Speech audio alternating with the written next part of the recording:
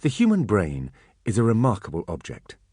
It contains 100 billion neurons, all talking to each other via tiny electrical sparks, like a never-ending fireworks display inside your skull.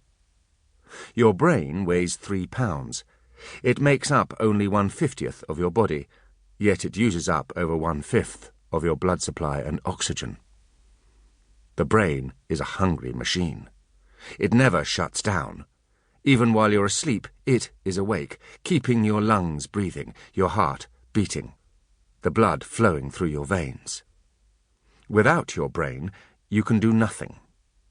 It allows you to ride a bike, read a book, laugh at a joke. It can store a whole lifetime of memories. But it is very fragile. Alexis Fairbairn was painfully aware of this, because there was a pistol pointing at his head, and he knew that if that pistol were fired, all those precious memories that he had been storing up for the last 32 years would be blasted into oblivion.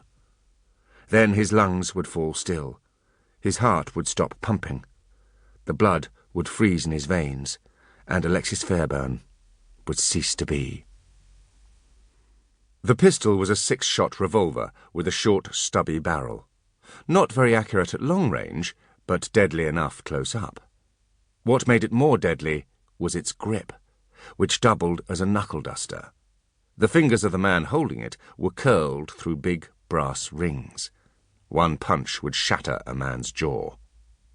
Fairbairn knew that this type of gun was called an Apache, after the vicious street thugs who had carried them in Paris at the end of the last century.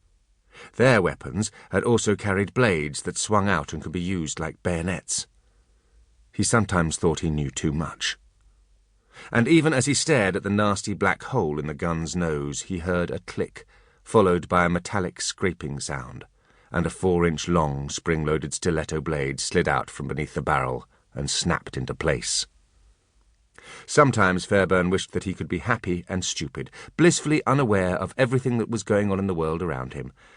Sometimes he wished that instead of spending half his life expanding his brain and filling it with facts and figures, he had devoted some of that time to his body.